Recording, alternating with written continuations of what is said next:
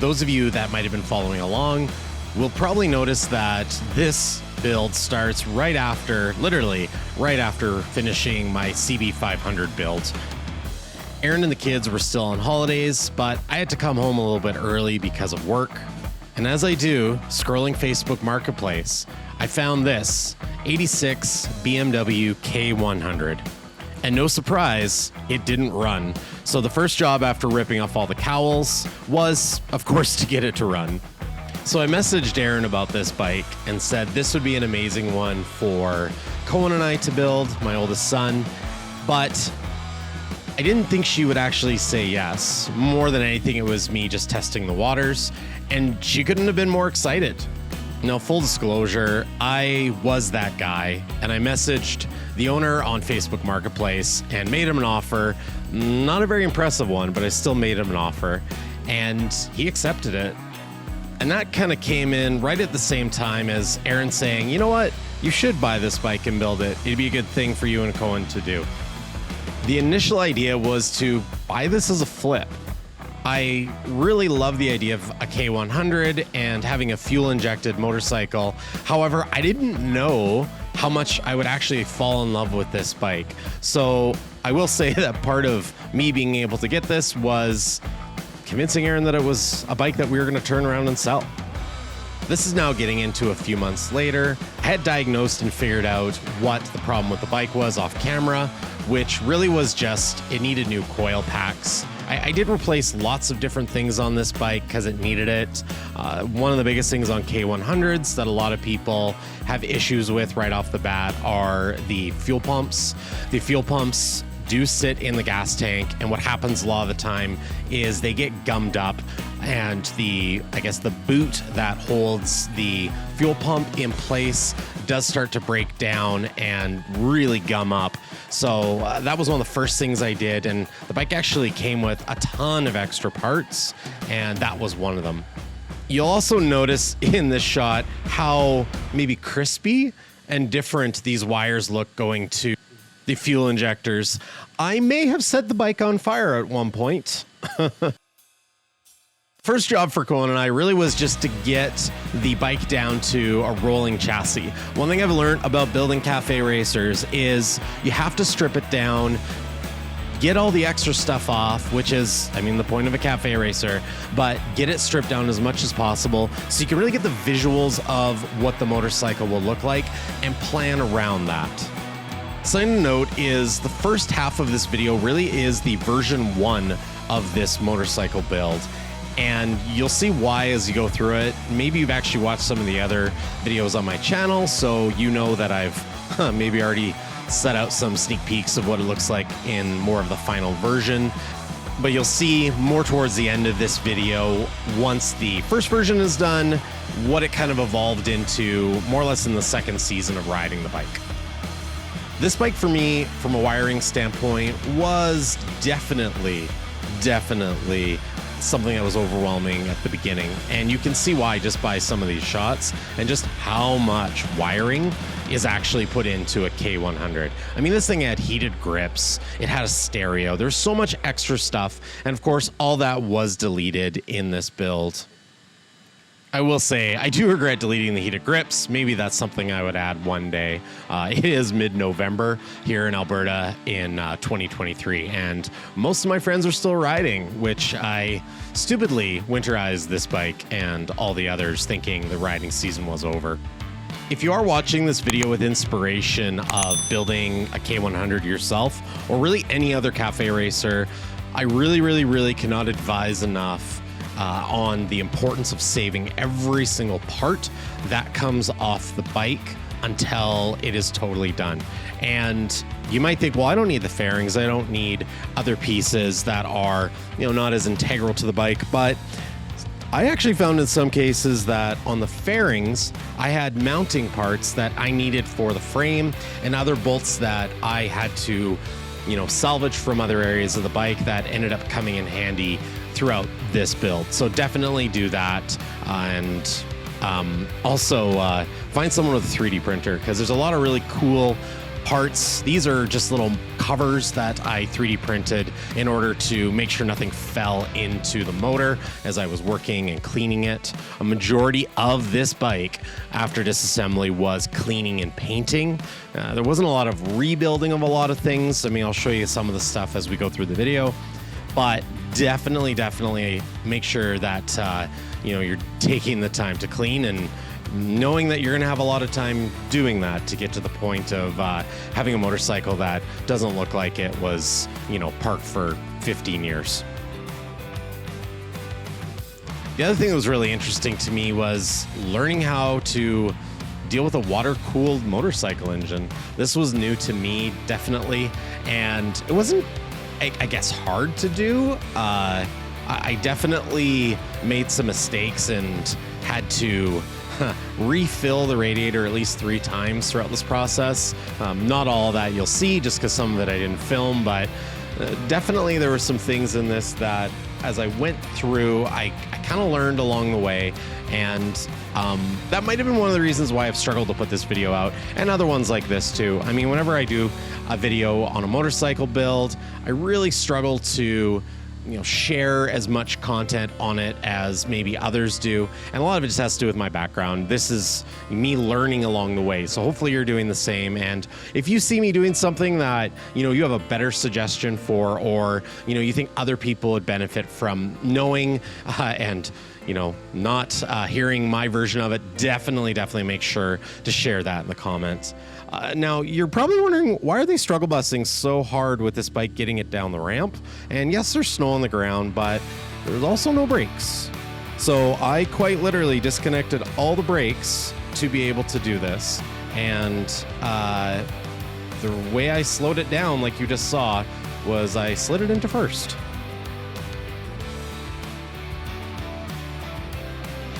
You'll also notice that the bike is in that rolling chassis configuration that I talked about, so I can get the geometry just the way I wanted it.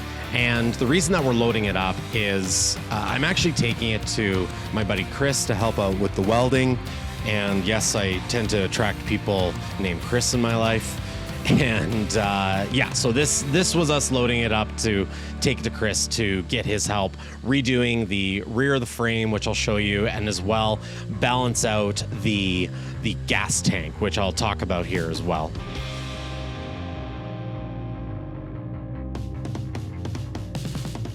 It was a few weeks before Chris got to the welding on the frame, so I'll show you some of that a little bit later on in this video.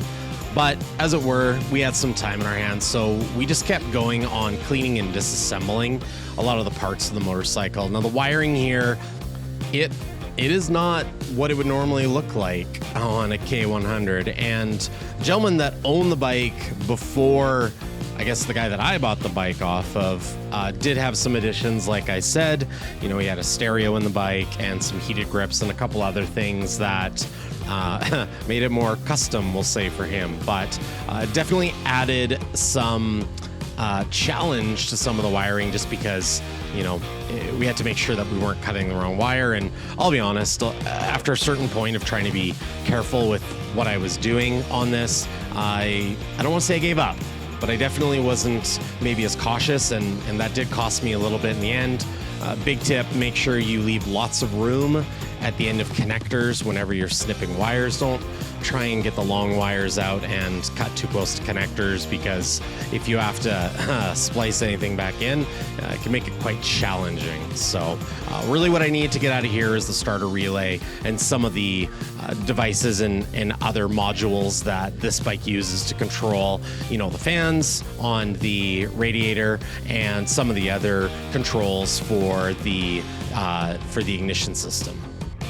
While I was doing that, Cohen started ripping apart the brakes, and this was, well, these were probably brakes that hadn't seen much love for a very long time, so you can imagine how seized they were, and he definitely was cautious about taking them apart, but definitely was running into some issues. So we soaked everything down a little bit and went about it a little bit more aggressively, we'll say, and ended up getting them all disassembled and started to clean everything up.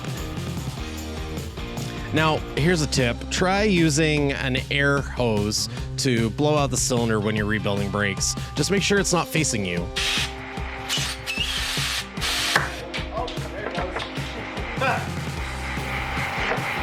You know what's gonna fix that? That worked though.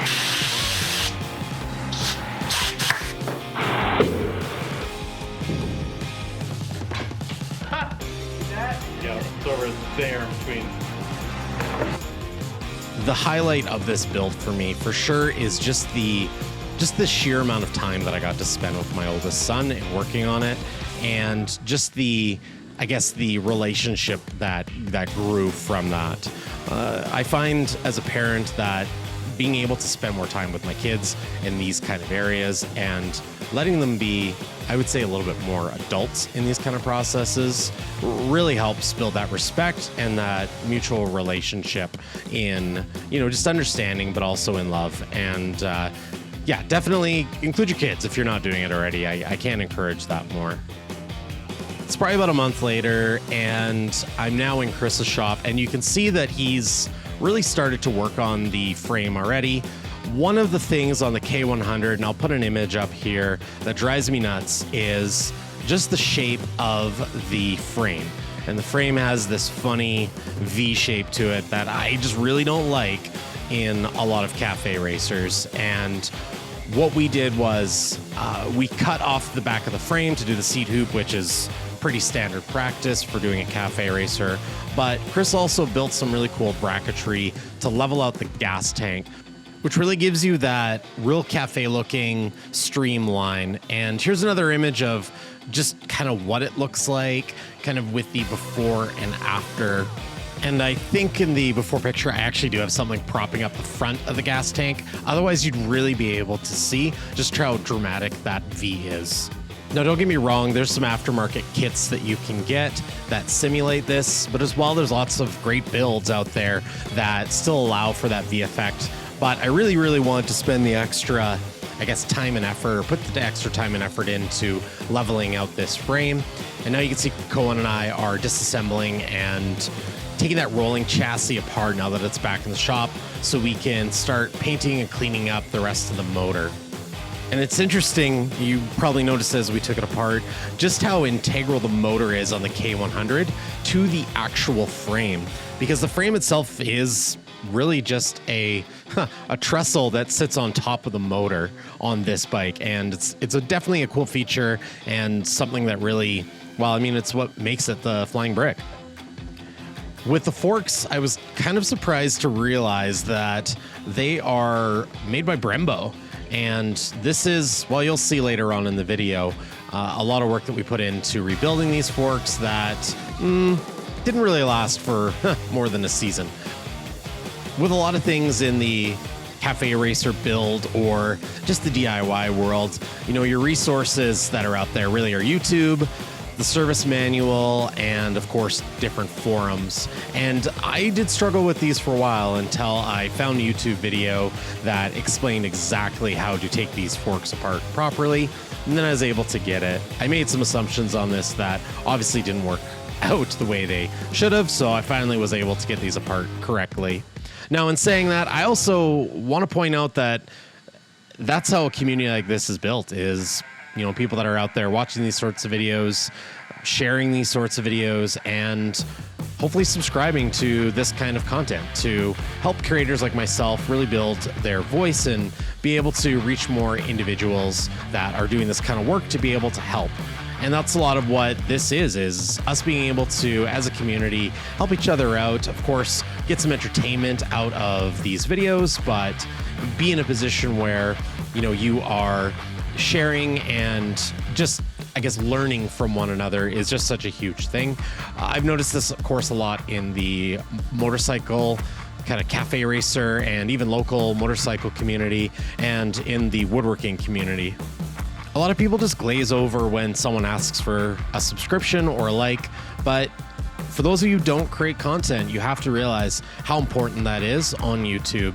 And if I have maybe made an impression, I'd love that. I'd love for you to subscribe to this or give it a thumbs up or, a comment or do all three, because that really does help these kind of videos get out there to other people that maybe have the exact same questions and struggles on this kind of a project or others. And I appreciate it. If you can share, if you can help out in that kind of way, it's greatly appreciated. And maybe I've distracted you throughout this and you're now realizing, how did the motor get to the state that it's in, and how the heck is the bike already starting to be reassembled? Well, unfortunately, I did lose a bit of the footage from this project, and I did have the motor casings vapor honed, and this was actually a process I'd never seen before, but holy smokes, what a difference it made in cleaning up these parts. And if you are following me on Instagram, you probably saw this in the process that I went through. I typically story more than anything on Instagram these days, but this is usually where you'll get the most up-to-date kind of preview of what I've been working on. So if you haven't yet, I'd love to see you follow me over there, and you can see some of the adventures with some of the new bikes that we have coming up. Getting into assembly, this is probably one of my favorite and probably the most satisfying parts of a build, because you really do start to see what the bike looks like. Also, this is a really good shot of the bracket Chris made for the front of the gas tank, and the mount here is designed to, as I said earlier, just bring up the front of the gas tank so it looks a little bit more level. And here's an amazing back of the head transition to me starting to finish the gas tank. And I tried to do a time lapse of this and tried to do a couple different chemicals to strip the paint, but honestly, sitting down with the orbital Mercasander was the best way to get the paint off, and probably the least toxic way to get the paint off the motorcycle tank.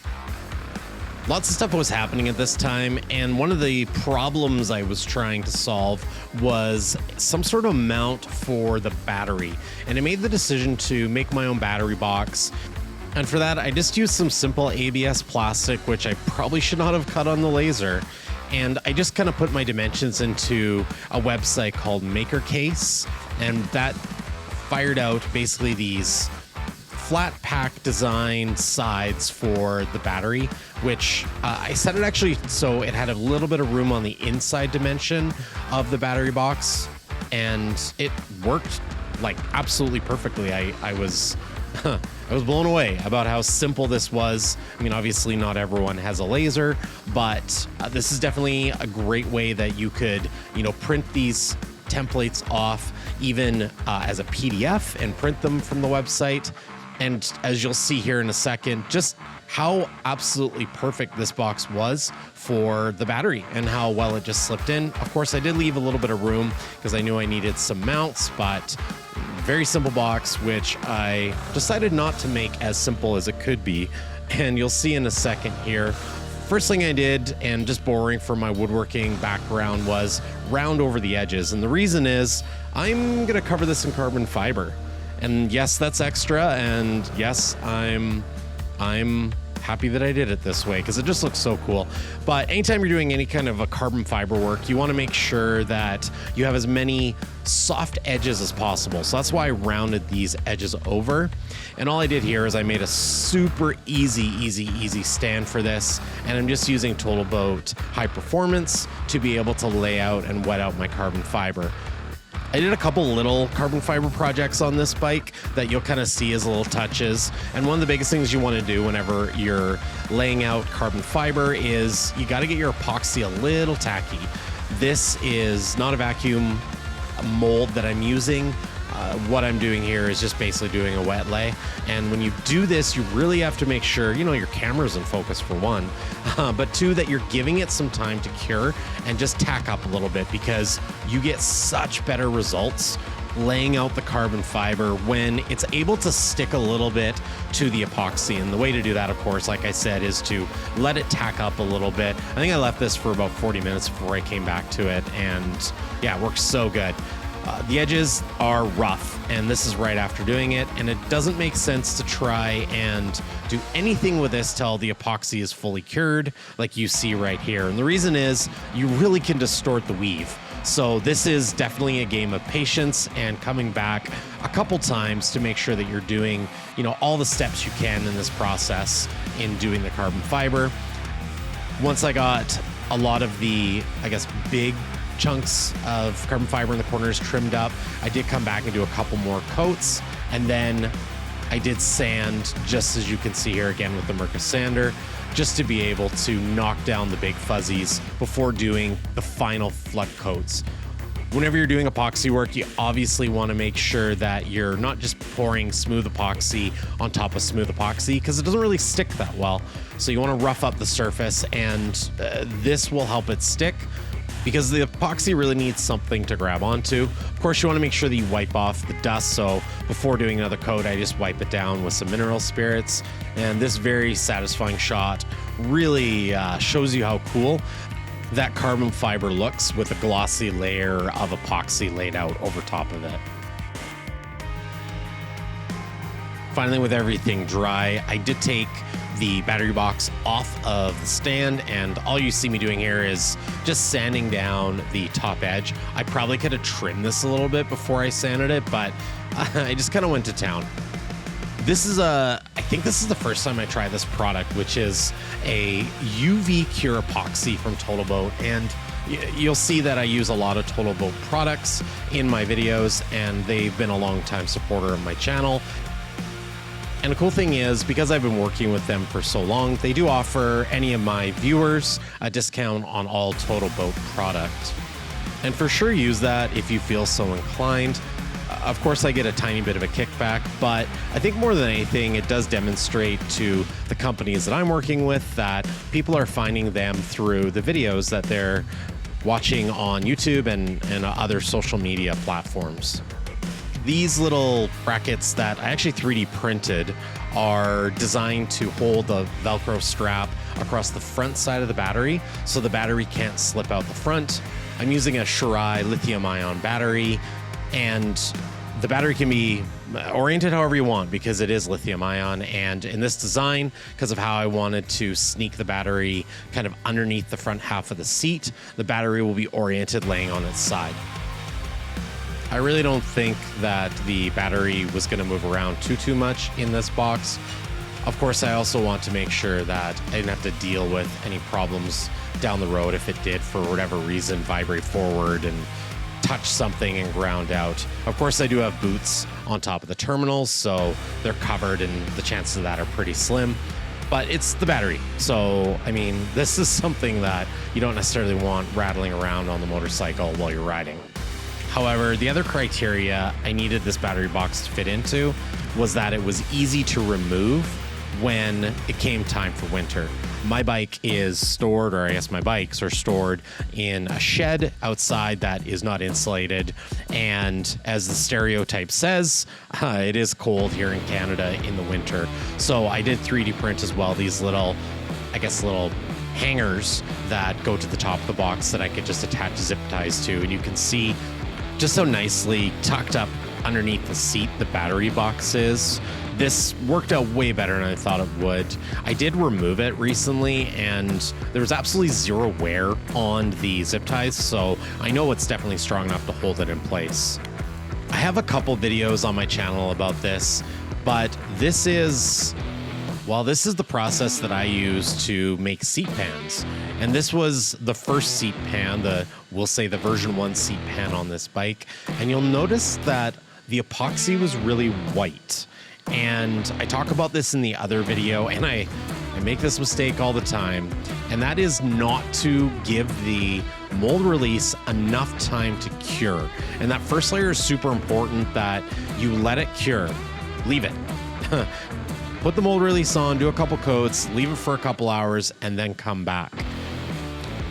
If you do want to learn more about just the process that I use for making seat pans, for shaping them, and for doing all the foam work and everything, definitely check out some of the other videos that I have. This is a little jig that I believe I saw Dan from Cafe Racer Garage build, and all it is a felt that is hot glued to a couple chunks of wood, and it just gives you a really straight line when you're going to shape the rough part of your seat pan. And this is just a simple way to make sure that consistently you're getting the right line to cut to when you're shaping that seat pan.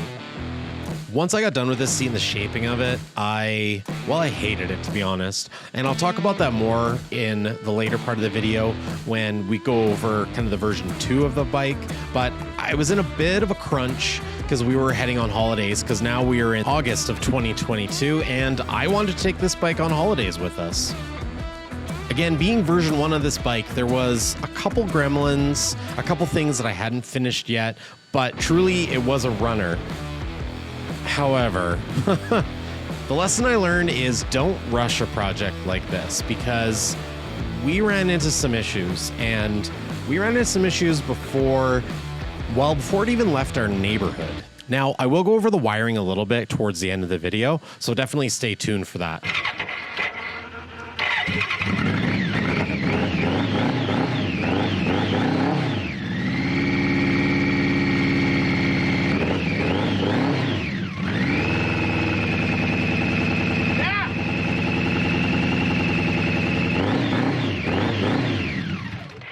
It's like moving itself, how much torque it has.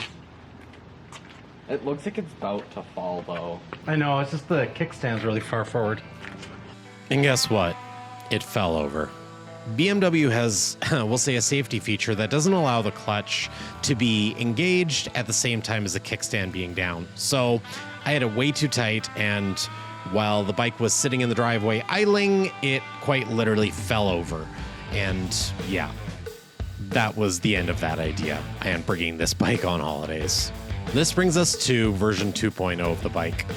I did rush this, like I said, and I did the wrap myself with just some inexpensive vinyl, but I absolutely hated the shape. Not only was it flat and I slid around on it when I was riding, the seat itself also had no life. It just felt dull. And I had already talked to the leathersmith here locally who had made the seat for the CB500, and he was willing to, of course, do another seat for this bike.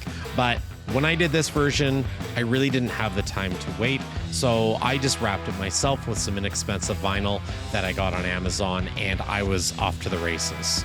I did think that this seat shape would be okay, and this was the original design that I wanted to go with. However, after riding on it for a while and just looking at the profile of it, it just didn't work. So I redesigned the whole thing, and there's a whole video about that redesign and that new seat on my channel.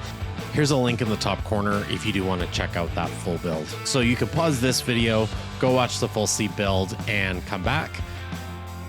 And I do really hope that the videos really are able to demonstrate how approachable these processes are and just how cool you can, I guess, make your bike and personalize your bike just with a little bit of extra time and effort, as opposed to buying something that is right off the shelf.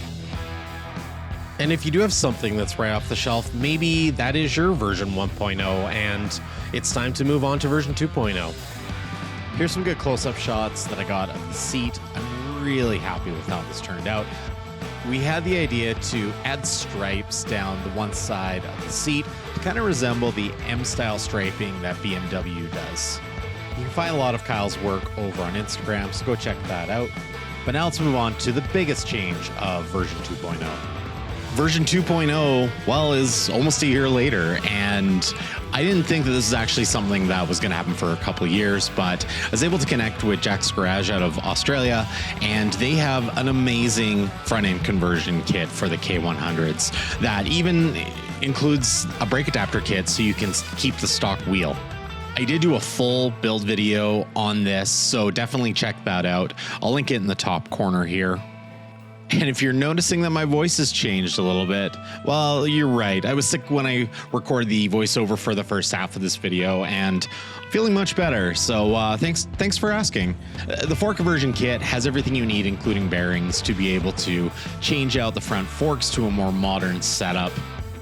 There's a cool feature on the website, which I talk about in the full video, where it actually lets you pick the forks that you are going to be swapping with, and then it gives you the different measurements and everything. So just to make sure that you're picking the right equipment, or I guess pairing the right equipment to their front end conversion.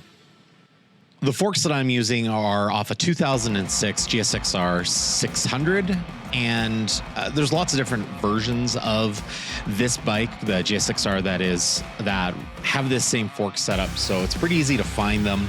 These ones I bought off a friend who got them off Facebook Marketplace, so definitely just check out what you'll see online, and you'll definitely find a set. I believe the forks, I paid around $500 for these. I've seen them go for more, and I've seen them go for less.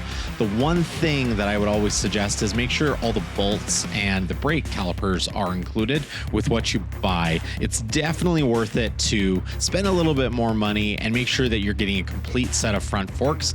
It just means you're doing less chasing for those missing parts. I also installed a couple of these beauty rings, and the main part of the build was done, but let's chat a little bit about the wiring. Let's see how not confusing I can make this. Coming straight off the battery is the main fuse, which from there runs power directly to the starter solenoid. The power going into the MO unit. Oh no, this is the MO unit blue. This runs everything from the signals to the start, all electronically. So there's one signal wire that comes from the handlebars, and that one wire allows you just a real simple way to wire in all your controls. I'll put in the description the wiring diagram that I did use. Actually, everything runs as if it was stock. There's wiring even for the fuel level sensor, and I have a light that goes on when I am low on fuel, as well as I have a light that goes on when the battery is charging and working. I have a power signal that comes out of the block as well, which goes to this fuse relay, which off there, that's some of the powers for the accessories that I've used. This turns on when the MO unit turns on, which is really nice. And I have a lot of these little Moret things. If there's a better solution that you know of, I'd love to hear it. If you have made it this far in this video, I'm super impressed. This is a lot of work and a lot of fun. I really appreciate the support on this channel, but let's get to probably what you want to see, which is what the finished product of the K100 is.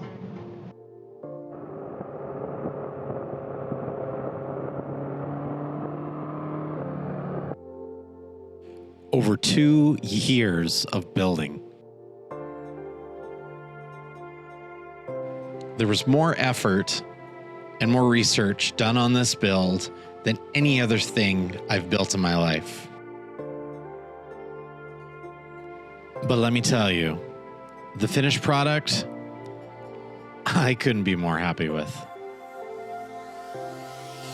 Huge thanks again to the brands that partnered in this video.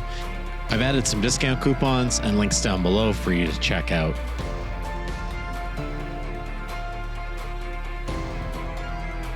As always, I super appreciate you watching these videos, and I've queued up another build video for you to check out.